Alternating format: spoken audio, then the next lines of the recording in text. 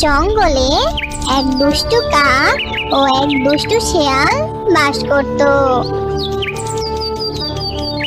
দুষ্টু কাক শুধু নিজের মজা আর চালাকি করতেই ব্যস্ত থাকতো।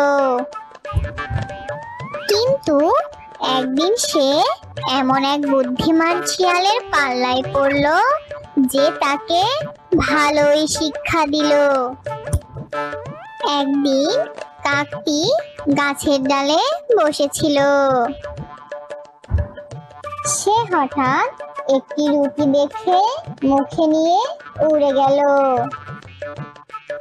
সে গাছের উপরে বসে রুটি নিয়ে ভাবছে, এই রুটি দিয়ে আমি কারো সঙ্গে মজা করব।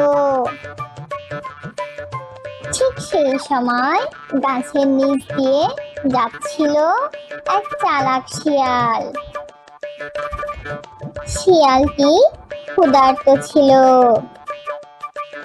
রুটির গন্ধ পেয়ে সে তাকিয়ে দেখলো কাকের মুখে রুটি। কাকের দিকে তাকিয়ে শিয়াল বুদ্ধি খাটিয়ে বলল, কি গো কাক মামা, তুমি গাছের উপরে রুটি নিয়ে বসে আছো? শুনেছি তোমার কণ্ঠ অনেক সুন্দর, বনের সকলেই তোমার গানের প্রশংসা করে। তুমি কি আমাকে আজকে তোমার সুন্দর কণ্ঠ দিয়ে গান শোনাবে? কাক তো দুষ্টু শিয়ালের প্রশংসা শুনে খুবই খুশি।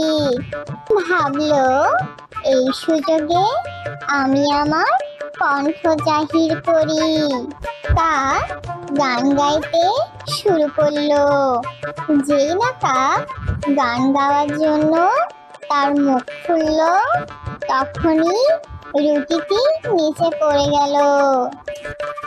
দুষ্টু শিয়াল ঠিক তখনই এক ঝাপটায় রুটিটি তুলে নিল আর বলল, হা হা হা, ধন্যবাদ বন্ধু। তোমার গান না শুনলেও তুমি আমার বেশ উপকার করলে। তুমি গাছের উপরেই বসে থাকো, আমি রুটিটি খেয়ে নেই। হা হা হা।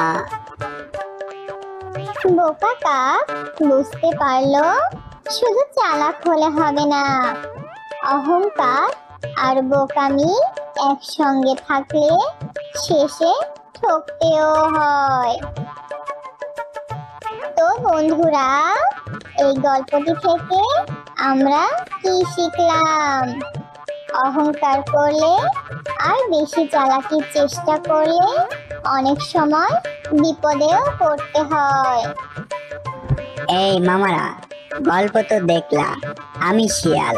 পরবর্তী আমার গল্প দেখবা না? দেখতে চ্যানেলটি এখনই সাবস্ক্রাইব করে নোটিফিকেশনটি অন করে রাখো।